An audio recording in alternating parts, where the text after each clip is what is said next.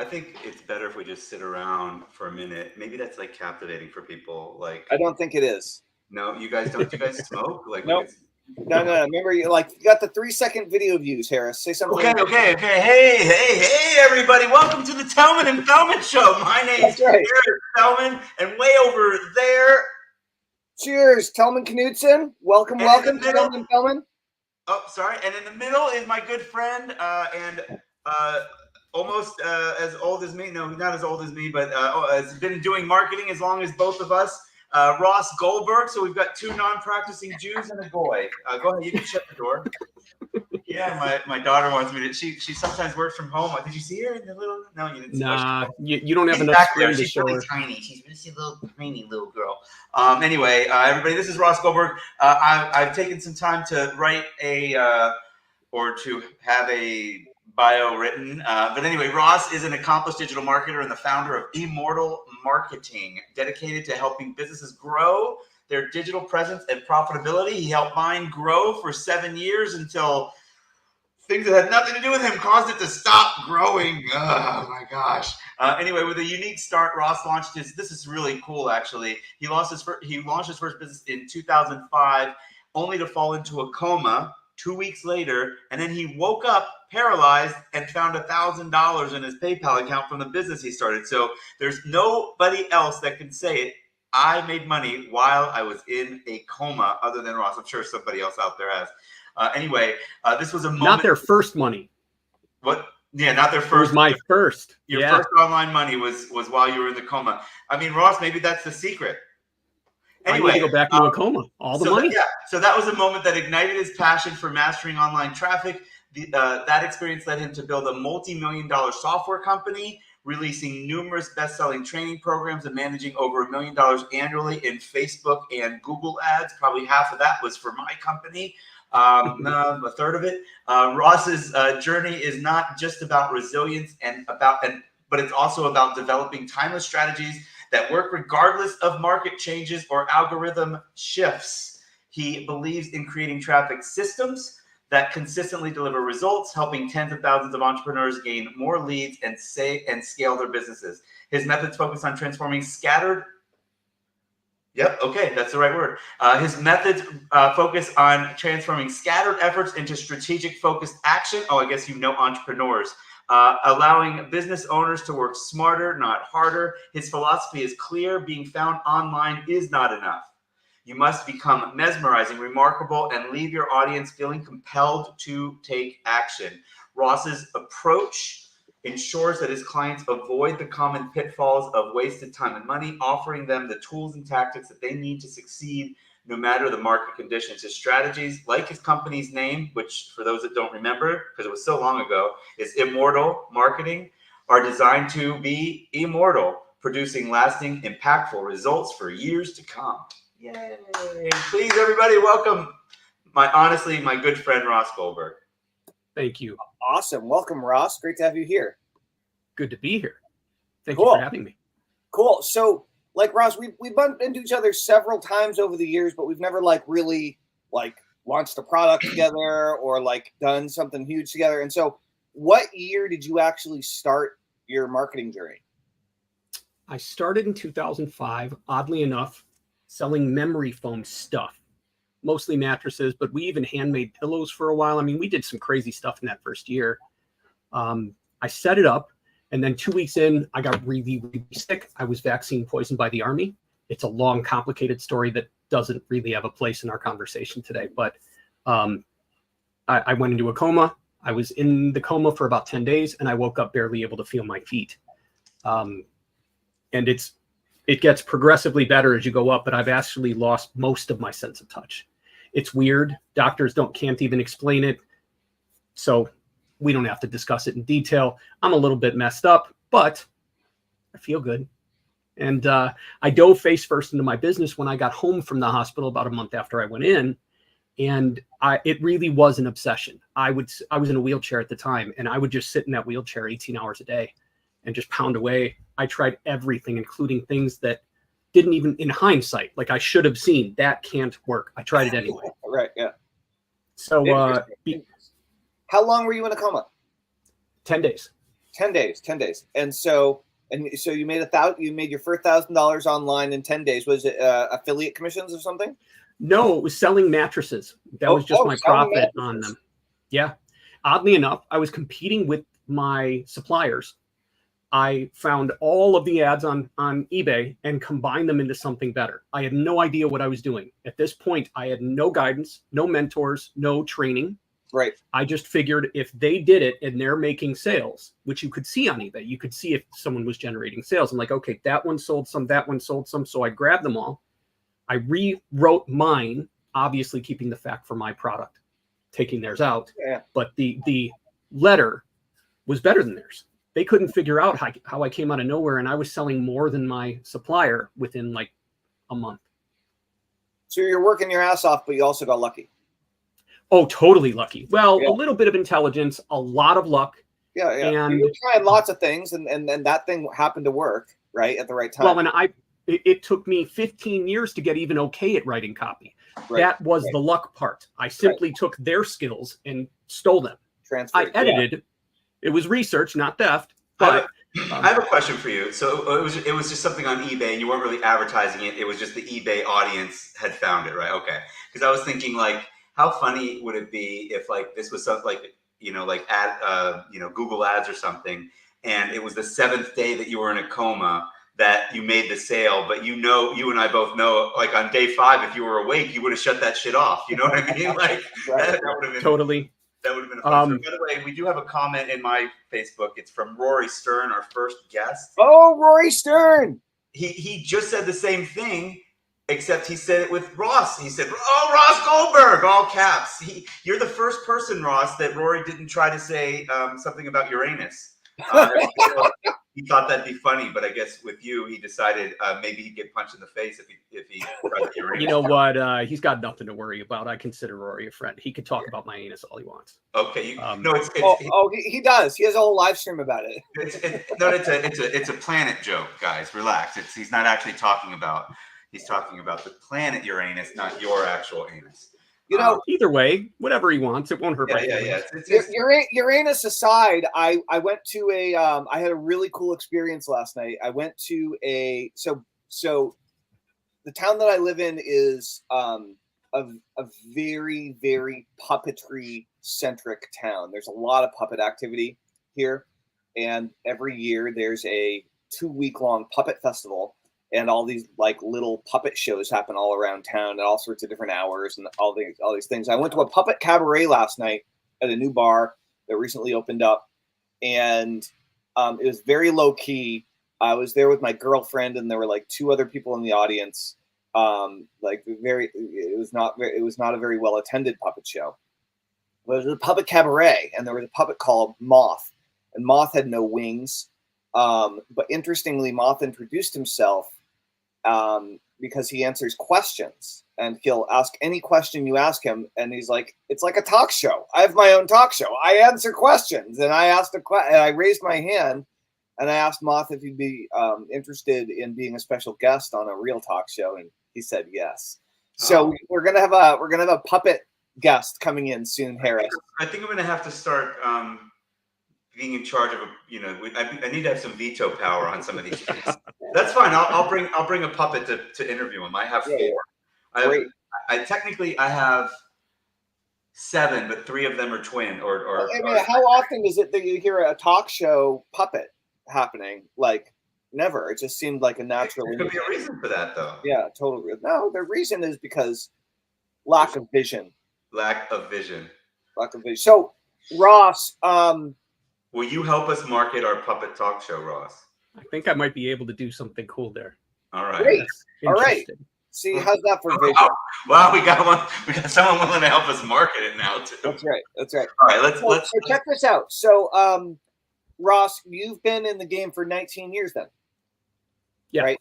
So, what would you say outside of what you're selling right now? What would you say in the business as an internet entrepreneur?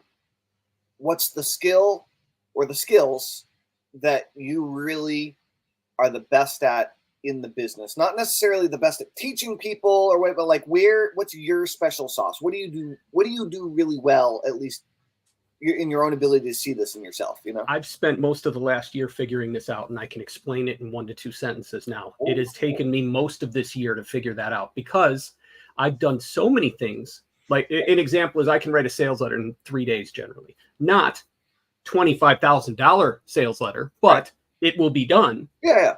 So I'm like, what I've got these 9 things that I'm really good at. And I figured out how to explain this in a sentence or two. And I am the greatest traffic generalist there is. There's no one like me. There's no one that has my skills. There are those that do facets of what I'm really good at better than I do. An example would be YouTube ads. Tommy would blow me out of the water. No question. He's amazing. Whoa, hold on. Who's Tommy? Tommy Traffic, man. He's the YouTube ad guy. I don't know Tommy Traffic. He's pretty incredible. Is he actually a real person?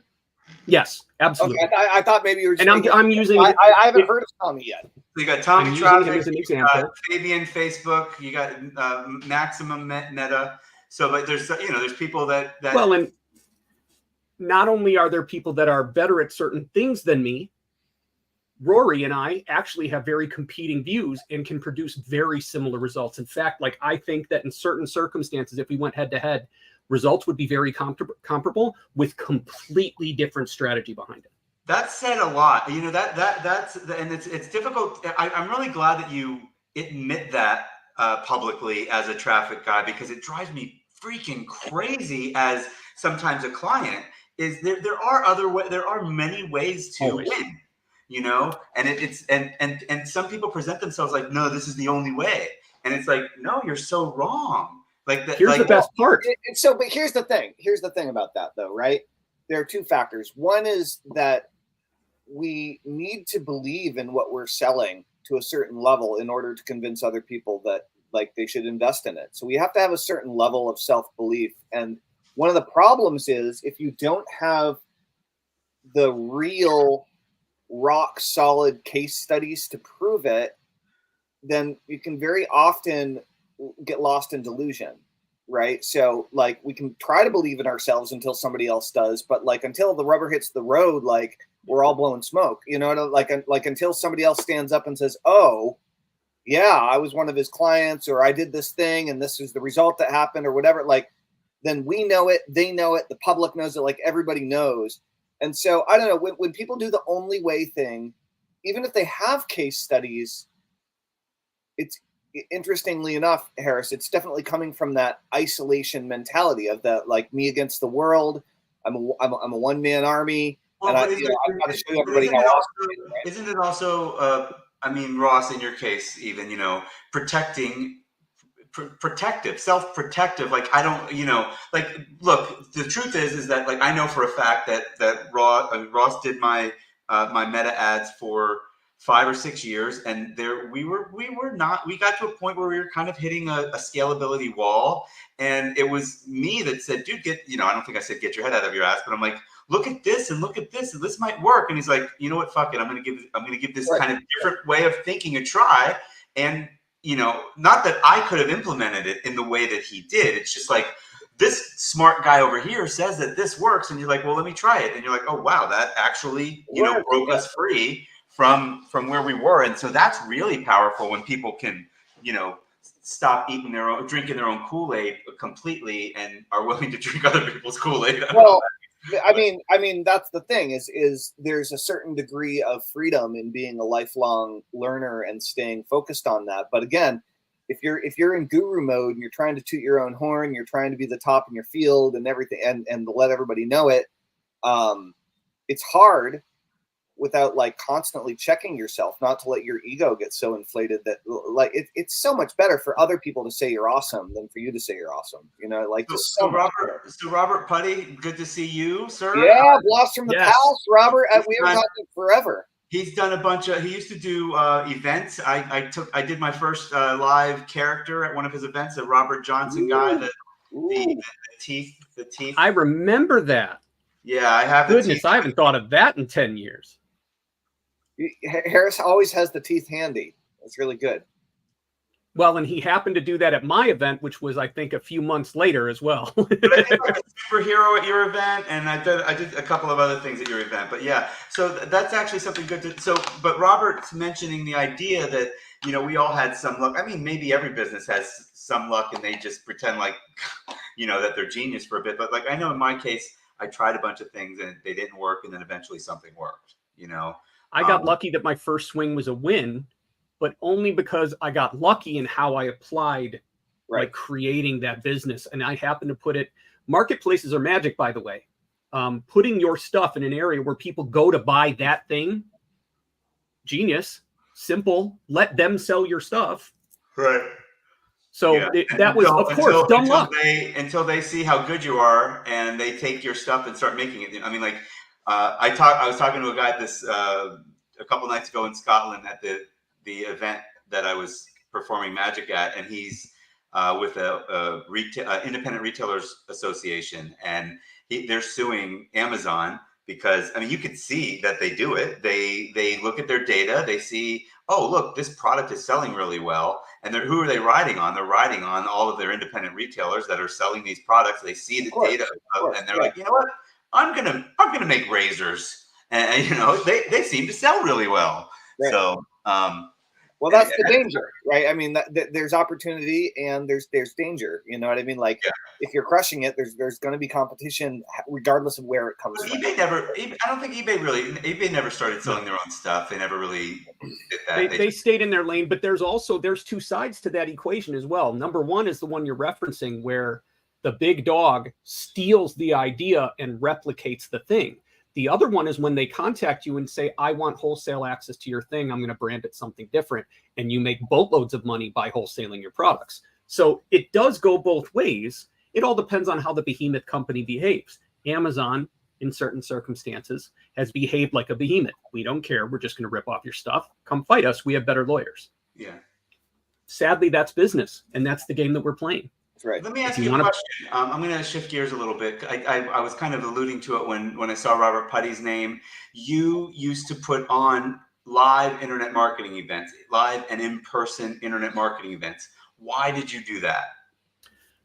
Because of the impact of my first one, where I met you. And in fact, Tellman, I think you were there too. It was the big event where JV Alert crossed over with StomperNet Live 1, I believe. And almost all of us were there. I met almost everybody I know today still. It was two separate events, but at the same hotel or something like that. I think they were at the same hotel. I remember something about that. Yeah.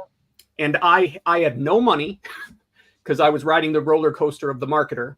Was almost out of money, had to scrape together whatever I had. I couldn't stay at the event hotel because I couldn't afford, it was like $250 a night or something. So I spent $80 a night, like 5 blocks up the road. Yeah. And I didn't buy any tickets either. I was a helper at JV Alert. That's right. But I met so many people that I didn't help all that much. I've actually apologized to Ken, I think about a dozen times over the last 20 years. But I had hold the phone, because I haven't actually done this in the marketing community, but such a good strategy. So guys, if you're just getting started, all right, if anybody's just getting started in marketing land, and you can't afford the $2,000 ticket to the weekend conference, and maybe you can't afford the hotel room either, but like you really want to go, maybe you've been on the person's list for a few years that's holding the event or the seminar. That's how you know it is. That's how you know it's happening, and hopefully how you know it's going to be good, and that there are going to be speakers and people there that are in your market that you want to learn from. But like calling the business up that's holding the seminar and volunteering, say, hey, I'm in the marketing community, I'm on your list, I can't afford to go to your seminar. Is there any way that I could spend the weekend helping you guys and get a free ticket? Like, what a great way of getting in with everybody organizing seminars and events, and by default meeting all of the important people. Like, that's a great way to get the foot in the door. Well, and I mean, even just at the core of that is just like offer something of value to somebody that you could learn from. Yeah. I mean, in fact, Tellman and I are partners on this thing. We could definitely use a lot of help if anyone wants to volunteer. Right? No, but seriously, my good friend who died recently, Timmy. I mean, that's how he met us on the end of one of these teleseminars. I was talking to my co-host Merlin, And after like you and I will do sometimes, Tellman, on our StreamYard, we turn the StreamYard off. So everybody hung up, and Merlin and I go, hey, that was a pretty good, don't forget to send the this. And someone's like, hey, y'all. And then he was like, let me do some stuff for you. I'm a writer. And, and I was like, all right, let's have a look. So, and he wasn't asking for money. Just let me show you what I can do. And then he ended up making, whatever, $5,000 a month income eventually. And I think that's a really great point. So Ross, so you got a lot out of attending an event. And what did you think you would get out of, by the way, answer honestly. Yes, I'm obviously, Tellman and I are doing these virtual summits. You don't have to answer in a way that ties into that. Just answer what you're going to answer. But what did you feel like you were going to get out of creating a live event and a live summit? Really, let's be honest. I wanted to create a similar impact for others. That was my goal. I'm the oldest of 5 kids. The middle 3 are triplets. My baby sister's 10 years younger than me, and I have been the helper my entire life. So when I went into business, I just wanted to help. And in the early years, especially, that didn't always make me money. It was challenging, fighting myself and correcting my bad calls. It took a long time for me to see that a lot of that help wasn't producing what I needed. But anyway, my intent was to create a scenario where I was helping. So I helped, and I filled a room in Madison, Wisconsin. Made just enough to cover the expenses. Did an event in Vegas where the top selling speaker robbed me and my partner. Lost money on that one. Robbed you didn't pay you? He made a boatload of money off the audience I brought in and wouldn't pay me. Right. Next 2 broke even because of Kevin Nations. There were other speakers that sold, but the pitch fest was kind of dying at the time. So Kevin Nations made my events because he always sold and he always paid his commission. So live events, this is a good point. In-person live events are quite expensive to put on. You've got to buy a room, you've got to, buy food, you've got to help people get rooms, and there's some logistics and stuff like that. And you're generally, what did you not charge people to? I didn't. The ticket fees weren't high enough. And then especially the last event in Tampa, I had to give away at least 2/3 of the seats. So very few even paid to be there. Right. I even had 1 or 2 people that were like, I heard that guy came for free, and had to figure out ways to compensate those people and make up for the fact that they did pay to be there. That's one of the hard things about live events is if they're not filling up, like how do you fill them up and not looking like a chump, There's a punchline to this that's pretty incredible. So at the end of the Tampa event, I think I lost $1,000 or $2,000, but my business was much bigger than it was at the first event. So I still made some money through affiliate promotions and the kind of stuff. At that moment, virtual events were barely possible. They were mainly teleseminars. So I spent this is all pre-streaming video, before YouTube, before streaming video, before webinars. So I spent a boatload of money to get access to something called Adobe Connect and started doing virtual events. I got everybody. We're talking all the people that would never have traveled to my events. I got the Fortons, Michelle Fortin and Sylvie before she sadly passed on, Mark Joyner, Yannick Silver, Jeff Walker. I'm trying, and by the way, I had all my friends there too, my favorite, lovely, wonderful people, but I was able to get people who would never have traveled. I mean, Mark was living in New Zealand, I think, at the time. Right. And because he didn't have to go anywhere, I think he had to be on the thing at like 5 a.m., but he was down, and it was amazing. I actually, just to be kind to everybody, most of those are up on my YouTube for free. Nice. It's been 15 years. So wait, was that a hybrid? You did a live event with Adobe Connect? Used Adobe Connect to have the tech to do so before it was really possible with the internet speeds. And we were doing live video. I mean, the video quality is rough. But to be able to do that in 2010-ish, when we didn't have the internet speeds we have now, and it was barely profitable again because it was really expensive. But I had that footage that I sold for at least 5 years, and I ended up making it back. It was an investment, and it paid off. But I did some of the first digital events. I forget what they're calling them now. Brain doesn't always work this early in the morning. But yeah, I mean, it was a seminar. It was just a virtual seminar. We say virtual summit. That's what it was. Summits, thank you. Webinars, yeah, whatever. That's what I'm hearing and seeing now is virtual summit. That's kind of the title that I would say now. But early on, I don't think I was the first. I'm pretty sure others had done it. And I know there was some other tech that was way less expensive. I felt very foolish when I found that out. But it was one of the first digital virtual summits. That was video. Yeah, straight up video, chat room, all the cool stuff. Cool. And so, okay, so like fast forward to today, right? Traffic has come up a lot. You're billing yourself as the traffic magician, right? Or at least today you are. So like, what's the deal? These days, what are you doing with your business? Is it more of a agency? Is it more of a fractional CMO? Is it more of a marketing guru, info product coaching? Like what's your story? Like who do you help and what do you help them with? You know, what's the basic rundown? All of the above, but my focus is my traffic magnet strategy. And what I've done is develop what I feel is the smartest traffic strategy for experts. Experts cover healers, coaches, course creators, gurus. Yeah, these are the same speakers, people authors. Authors, speakers, expert. What do we say? Authors, coaches, it's ACEs, right? Tellman. It's authors, coaches, experts, speakers. That's kind of the all-encompassing. The only thing I'll add is I love working with healers. They're my favorite, and it could be non-woo-woo or woo-woo.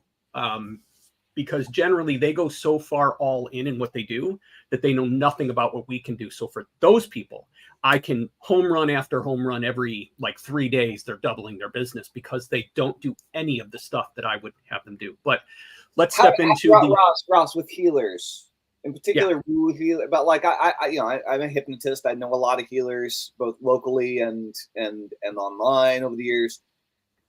How do you filter for I guess charlatans? Like like financial polarity orientation. So a lot of healers, like artists, tend to be severely financial, like their money mindset's fucked. And so I'm curious about how you we're working with clients, how you filter out healers that are going to sabotage their own financial success before you actually get basically. How do you get rid of healers that are going to be averse and resistant to marketing? It's an energetic exchange, so it's difficult to put into words. I can feel it now, where I used to not be able to. Harris could tell you stories of me being near tears over client relationships that weren't going the way that I wanted in the past. Right. He happens to be one of my closest friends, so he knows stuff the average person I would never tell. Yeah, but also to hear you answer, it's energetic is crazy to me because like you're like Tellman. I'm more woo-woo than Tellman probably, and Tellman's more woo-woo than you, but maybe you've been influenced. I've been bitten, but I can turn it into something that's logical enough to understand. I was on my way there. I just didn't get there yet. It is woo-woo. Absolutely no question, but I'm not that woo-woo. So let me talk about what happened. So initially, I don't talk money with people. I want to give them a little bit of guidance and see what kind of impact it creates for them. Yep. So during that exchange, I can usually tell if they're, let's call them money repellent. If they're money repellent or broken, I tell them, I think you're lovely. Let me try to help you. I'm not comfortable charging you. So I'll have a nice conversation with them and talk through, and then I will kindly depart. Right. And say if you need help give them with your this, best advice, and then if they do something with it and they come back, then that's cool. But like rarely is that actually going to happen, right? I'll even go back and try to give them a little bit of assistance again. Yeah. But the money is not an option if I can tell that they're going to be someone who I can't help. Right.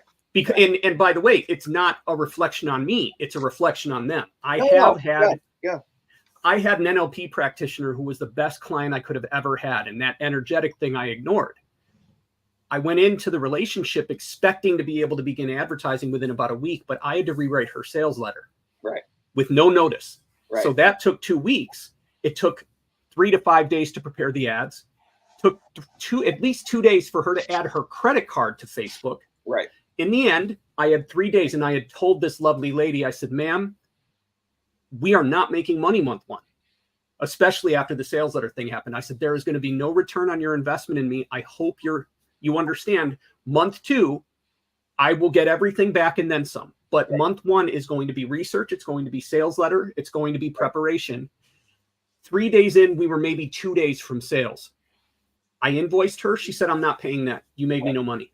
And I'm like, where have you been for the last month while I've made myself sick? She ended up getting a sales letter for me for a few $1,000s where I should have charged 10. So she made out in the end. Every now and then she pops up in my social feed, but she was the perfect client for me if she had just gotten out of the way. I would have made her so much money. No, I mean, that's honestly most people's problem most of the time, whether they're working in their own little bubble by themselves or trying to hire anybody out, to grow their business, is people like, but people, their lack of self-awareness around it is so unbelievable, like so much. Well, that's because they've created their reality, so therefore they believe that reality. Yeah, we're all living in our own fishbowl, and like, unless you're actively asking somebody else for a reality check and then willing to hear the feedback, like it's hard to pop yourself out of it, right? Okay, so how much are you willing to tell us about your strategy? I can break it down for you in a yeah. What's the strategy? Like, how's it work? So the first step is to do the thing nobody does, which is to attempt to make sure that when people are looking into you, that they're finding things that make you look good and not terrible. So what I mean by that is I took my reputation management prowess and I teach a mild version of it to establish results in Google. So it's not what I would call SEO. It's not what I'd call reputation management. I call it bulletproof reputation, because what it does is it protects you if someone does decide to disparage you on the internet. But it's also more for the people that I'm trying to help. A lot of them don't do this. So they'll have maybe their social presence, and that's all anyone finds. If they haven't written a book, there's no Amazon. That's a really good thing to do if you're an expert, by the way. So it's a matter of establishing, making sure the right images are there. I teach how to do that, making sure that good things are there. And if you can, make sure really good things are there. And this is an inside thing I wouldn't give to just anybody. If you can do like sponsoring a wish and then get on the news, it is the greatest thing you could ever do. You will convert double of whatever you sell. If people do look for you and find something like that, that's got a thud factor on like very few other things. So that's step one, right? So I will say it feels a little dirty when you say it, because you're like saying, hey, to make sure people see good things about you, go be altruistic. Good things, yeah. Which, but no one's gonna do that. My mom literally will not sit, like, she's like literally messed up about it. She'll like do a good thing. She's like, if I tell you what it was, then it doesn't count. And I'm like, no, that's not true, because you didn't do it for the reason. So obviously, if you do good things, make sure people can find out about it. Is really saying it. Let's be real. If we're in business looking to help people and we do amazing stuff, but don't tell anybody, who's the dumb one? Right. Now, don't forget that Ross was one of the original SEO guys, and I have zero trouble with manipulating people into seeing that I'm the best when I'm the best. If I was a liar, then I'm a bad person. But I learned this from Basak. If I'm not selling myself and I've got the best solution to the problem, I am failing my people. Flat out. If I am not selling as hard as I can within the constraints of my values, and to Harris, you know that I've got some honor in this game where a lot of people don't. But if I do something amazing, I have no problem making sure that that's discoverable. And I don't think ethically that's uncool. Okay, so step one. I don't either. I think I just want to, like, since we're saying it publicly, let's talk about it. You know? Well, Yeah. dude, so I first heard about this in Joe Polish's 25K group, which I joined fairly early in my marketing career. And when I first heard about it, it was referred to as the halo effect. And I heard about it, and I was like, oh, the halo effect, that's interesting. And then, like, within a year or two, I found myself on Branson's Island, and there was this opportunity to raise money for homeless youth. And like, I was a hardcore long distance runner and was looking to do something crazy, and came up with the whole idea for, like, ultimately Run Tellman Run. And I didn't do it for the halo effect, but I'll tell you what, holy halo effect, Batman. Like, people remember Run Tellman Run more than anything else that I've ever done. Period. It's the thing that gets brought up more, like, in every circle that I'm part of. Yet, I'll tell you, it was really, really, really hard to raise money for homeless youth in America compared to how easy it was to sell stuff. Like, Sure. I was infuriated by how challenging it was to do something good versus just selling people based on their own greed. And that was quite discouraging, honestly. But like, Run Tellman Run, we made a small documentary. We had started a YouTube channel. There's tons of cool videos, and I remember all of it, and I've seen many of them a while ago at this point, right? Yeah. Right, but so let's like, get to number two. So number one was when people search for you, they should find good to great things about you. What's great. number two? Yes. What's the next piece?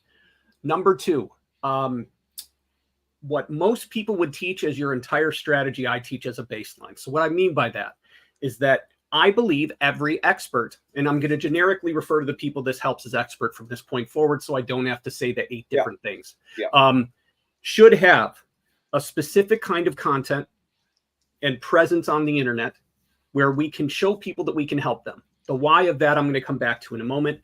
An active social presence shows our people that we exist. And what I mean by that is a lot of people right now are buying products from 5 years ago where the merchant account works, but the person isn't there.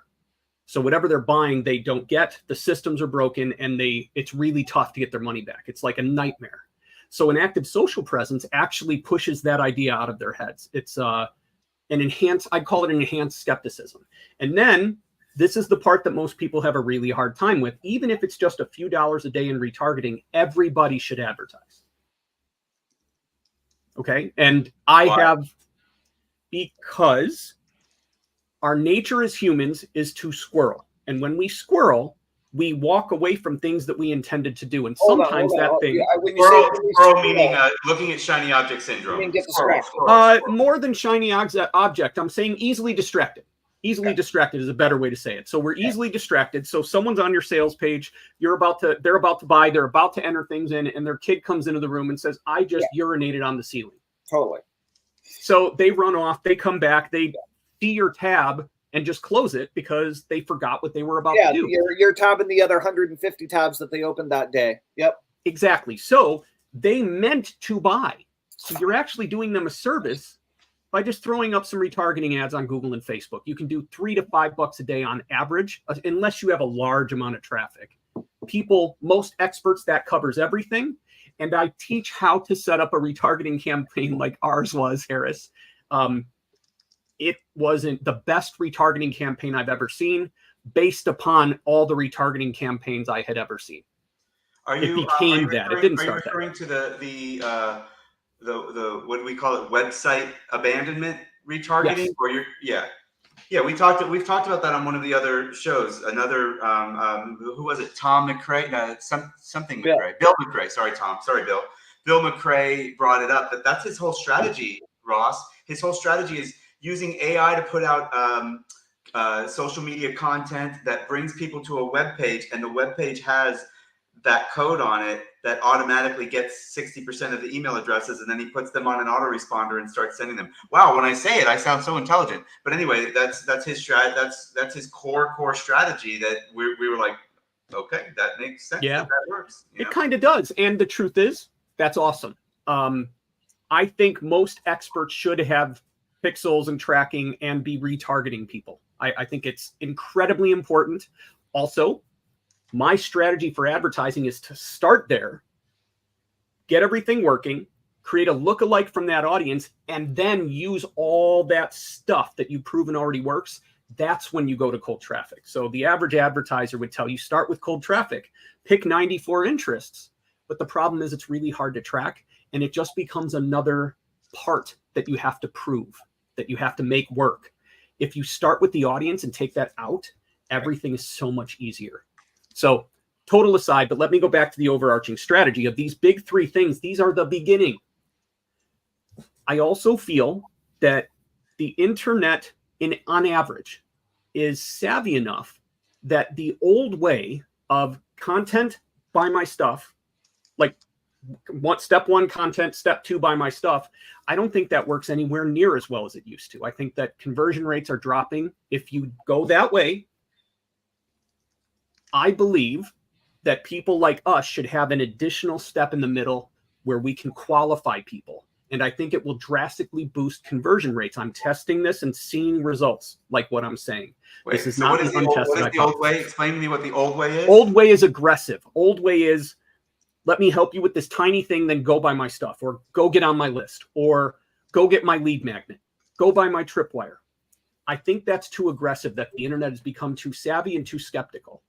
So now my thought is what we inject in the middle is a piece of content that solves a question that our customer should have really well.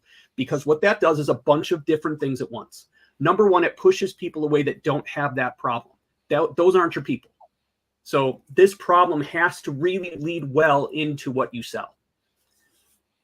It also has to be an active problem. We need to find validation for that, whether we're testing, because content can be quite easy to produce if you know how to do so, whether it's with AI or whether it's to write. So we test the question and make sure that it lines up, and then it leads to a boost in conversion. If it doesn't, we drop that question and we try again. But I believe that most of our stuff should push to this. The exception is the retargeting. If you're retargeting from someone who already saw your offer, it's kind of silly to try and mush them up, except for how you do that in the retargeting ads. But that's, again, we don't have time to dive into the minutia.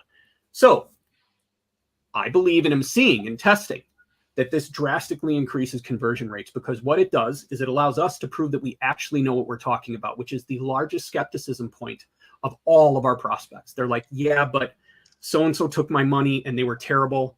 Their formula didn't work. They didn't help. They were full of it, blah, blah, whatever's going through their head. So their active skepticism is something that we, even though we didn't produce it, we must conquer. So by taking them, having one piece of content that does whatever the content does, and then send them to more content, it gives us the opportunity to prove that we have what it takes, that we can actually help them. And then on that page, we can aggressively push them to our email list, our community, whether it's free or paid, our tripwire offer, or even a book a call funnel to a high ticket product. At that point, the odds of the right people signing up go way up. So it's a qualifying effect. So that is the baseline of traffic. And then when you go beyond that, that's where stuff gets really cool.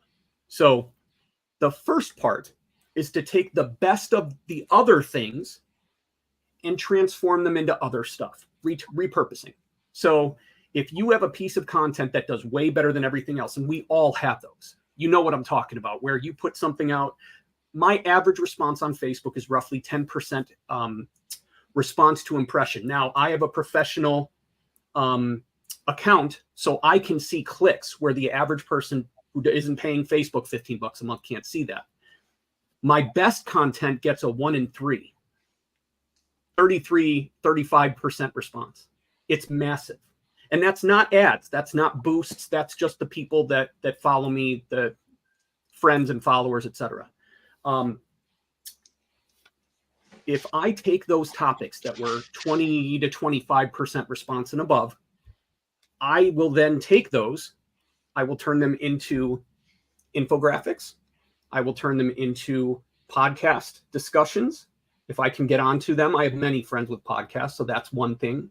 I will do YouTube videos out of them. I'm going to be rebirthing my YouTube channel and posting daily in the near future. I will make TikToks, bits and pieces of TikToks out of it, shorts for YouTube, etc., Reels for Facebook. I am about to hit the internet like a freight truck because I have 2 books I'm about to release. I have a bunch of front end products I'm about to put out. Harris knows of most of them.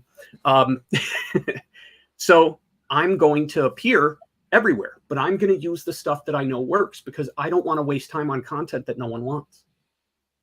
Cool. So I call that process the exponential web. It's taking what's working well and putting it in as many spots as you can. And of course, I tell them what spots work better than others. So then finally, the last part, and this is actually the most important for people like us, this is where we apply leveraged traffic. So we've already set everything else up. Everything is working.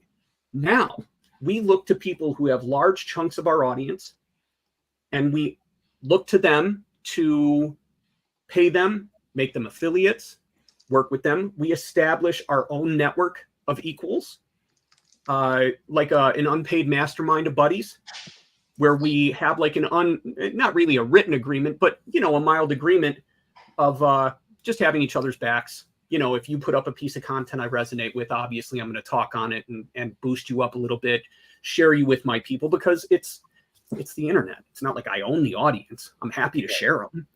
And you're my friend. I know you're a badass. I know you know what you're talking about. I know you're trying to help people. I'm in. So, but having a mild conversation about that, pulling together 5 to 10 people and just setting that up as kind of an understood, we're all awesome, we love each other, let's help each other. I haven't done it yet, but I'm about to. Tellman, you had kind of a syndicate like that years ago. We've talked about maybe it wasn't a comment on social media agreement, but it was a promote each other's stuff agreement. None of the guys, I'm not going to mention any names just for privacy, but none of the guys that were involved with that really had a significant social media following. None of us were actually good at social media. I don't think any of the guys that were involved with that ever got it good at social media, to be truth be told. We all had big ass email lists. Like we all had over 100,000 people on our list. And there at our high point, I think there were 7 of us. And we went and we did a weekly rotation where every 7 weeks, one of us would have all of the others promote, right? And we did that for like a couple of years, and sure. It was really, really good in a lot of ways. It wasn't a massive success. It wasn't like we all 10x'd our businesses or something like that. But what it did do is it created very, very consistent reciprocal traffic without a bunch of BS, because we were all getting on the phone for once a week, having a quick meeting, touching base about what we were promoting that week, getting questions answered, and then we would all do it. And if we didn't all do it, no one was asked to leave. Yeah, that's what I was going to say about Ross. You know, this strategy, I feel like you'd have to have like a group, a Slack channel or a WhatsApp group or something that you're all in saying, hey, I posted something, let's get going, you know? So, well, or a weekly Zoom meeting, you know, like. It depends on how organized you want to be. I'm perfectly happy with a loose agreement that if I see your stuff, I'm going to back you up. If it's a topic I have value to add on, because yeah, well, that's great. That's great. Like if you and I were in that, I don't go on social media enough, and it's not fair to you. You're on social media a lot. If I post something, you're going to blow it up or comment on it or like it or whatever. I'm more I'm more likely to miss your stuff. So it might be better if you. Well, there's Tellman's way is the organized, structured way, and I believe everyone involved would make more money. My way is the I don't give a shit about helping you extra because I love you and I don't care. That's a completely different kind of group that is just as viable. Yeah. So right now I have the unwritten arrangement with people like you and Craig Perrine, who happens to be one of my closest friends, which very few people know because we don't talk about it that much. And I have a couple of others where it's very similar. They back me up, I back them up. So what I have today is, how can you be friends with him? He has hair. I mean, I know he's not bald like us. There's so time. Right now, I want to go back to something because so something that's really been making its rightfully making its rounds lately is the the low ticket with upsell path, sales funnel, and a good sizable back end. So automatic clients, Onyx and Gall is calling it. Wait, are you saying that it's becoming popular to make a funnel? No, I'm saying it's hitting the public hard right now. I know what you're saying. People are realizing that it actually works.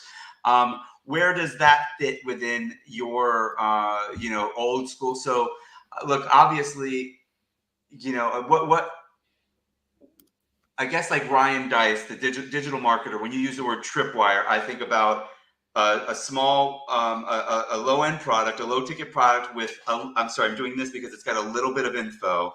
And then I'm also, this is how I always reference Tellman for some reason. I don't know. I see how it's yeah. Anyway, so it's got a small amount of it's 1/20th of the whole picture or whatever. That's a kind of a tripwire. That's part of the old way. And then boom, we want you to buy something. Now we want you to become a larger customer and buy something. Whereas differently, what Alan and Robert are teaching, and I guess I'm guessing Onyx is just echoing that, which is give a whole bunch of information, give the whole thing away for cheap. So for me, this kind of heals what you're talking about a bit. We lost him. He'll come back. He's okay. Whenever I do this, he has to, so he'll be back. It just takes him a minute. Fair enough. But anyway, I don't know what's wrong with me.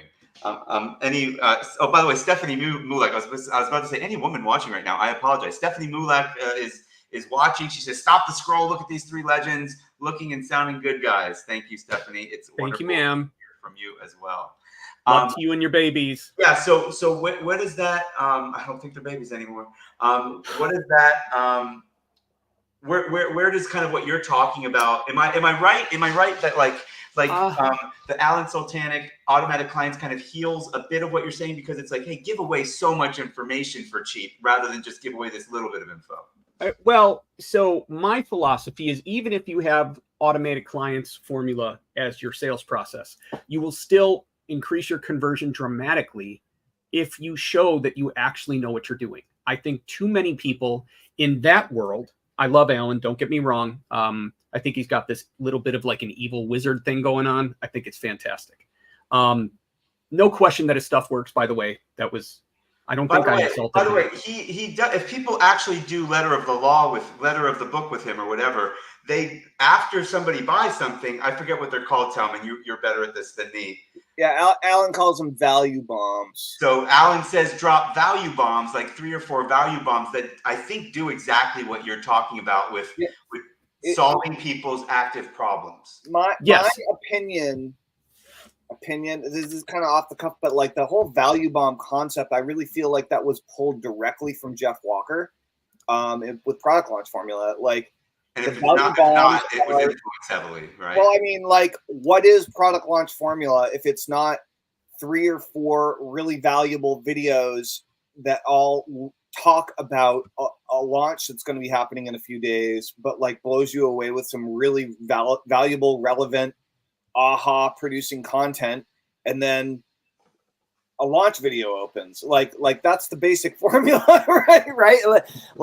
And so what Alan's doing is he sells something inexpensive on the front end rather than getting the opt-in on the front end, and then while people are reading the course or reading the book and starting to get value from that, then also the value bombs are delivered, which not only solve a huge problem, but then talk about, oh, we have a consulting program. Oh, we have a boot camp. Oh, we have a 3-day weekend. Oh, we have a whatever we've got. They basically plant seeds for we have a $10,000 boot camp. And if you want our help implementing it, you can apply for our boot camp. It's small. And shoot me an email and let me know or whatever. Kind of like very tease people with this awesome thing, but then don't make them come to you to ask for it. Kind of an idea. So yeah, the value bombs. I still think that inserting one mild value bomb, I'll use his terminology, before the sale will drastically increase conversion. Which sale? So you're saying any. So answering let's step backward. Now I'll answer Harris's original question. I don't care how you sell your stuff. You can push them wherever you want. Your conversion will go way up if you deliver the value bomb first.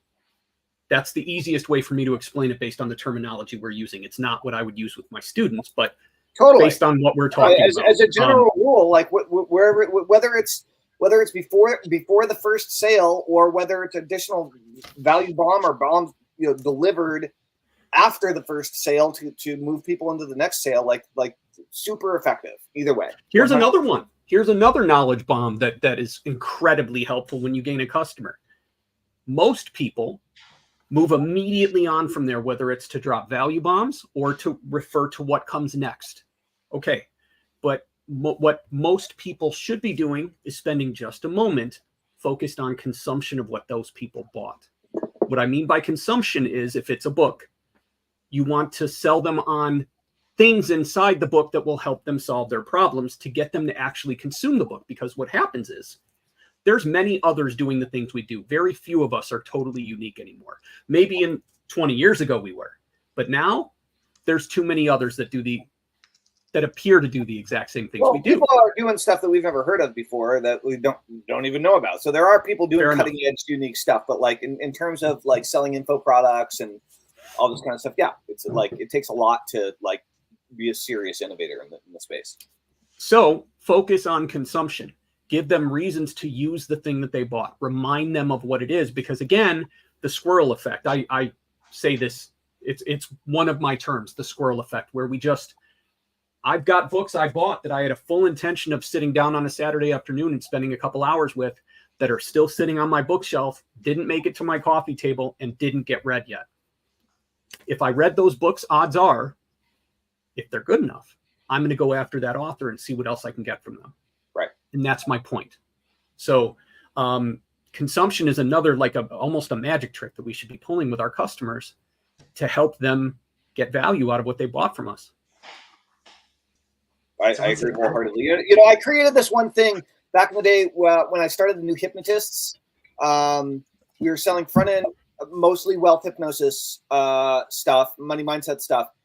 And I created this 6-month-long weekly training program called the Self-Hypnosis Sequence. And I outlined it all ahead of time. And I was just getting back into hypnosis after I had taken like 10 years off. And so I actually hired somebody who is more of a young, hungry hypnotist to write all of the training scripts for me. And what ended up happening was we created 2 emails for every weekly lesson. And so this was 6 months. So 6 times 4 is 24. That means we had roughly 50 email messages to promote 24 lessons. Rather than just creating a monthly continuity program where every week we threw a new video in there and like came up with some random crap to talk about, we planned it out, scheduled it in advance, and let people know we'd be sending them emails for 6 months as they learned this whole thing. And the stick rate, they had to log in into a member area, not that complicated, but like basically it was a drip sequence in the member area that was synchronized with an autoresponder sequence that drove them there. And the stick rate was unbelievable, like unbelievably good. Really, really good. And then that's all of our other products. That is the greatest case study of what I've been saying that I've gotten at all. I've been pushing this concept on anyone that I've worked with in any capacity for over 6 months. Yeah, it works. You just gave me the best case study I've got on the topic. So thank you very much. Yeah, dude. Like just build a product that is intended to be delivered over many weekly modules. Right. And then 2 emails. First, here, you could even do 3 emails. Here's what's coming this week. Here it is, in case you missed it, So, yeah. Interesting. Yeah. Really good. So we're kind of at the end of our call, guys. It's been about an hour. Yeah. So check it out. So if you guys want to learn more about Ross's awesome traffic, Magna Traffic, go to magnatraffic.com, magnitraffic.com, and buy all Ross's traffic stuff. Shouldn't that be an E? Yeah, if someone else didn't own it. Ah, son of a bitch. Okay, Magnet. Magnet. Yeah. Magnet. It's magnet traffic. He I spelled wanted with an E, but someone else had it, so I was like, whatever, I'll grab You it. knew I was about to say. You saw me pointing, and you're like, "Shut up, Harris." I know it's coming. Yes, absolutely. No, I wanted that, but I also wanted a brand that the product is Traffic Magnet. The philosophy is Traffic Magnet to attract your people. Yeah, but magnify is an I. Magnify Dude, so you're allowed to do it. Try getting Traffic Magnets. Oh yeah, I'm sure that's not taken. Might not be. I owned trafficmagnetstrategy.com back in the day. So That's good. And this is my Traffic Magnet strategy. Before we go, you mentioned at the beginning of the interview, if that's what this is, that you'll take 3 days to write a sales page. Where are you at on the AI copywriting spectrum? Because I know that you've been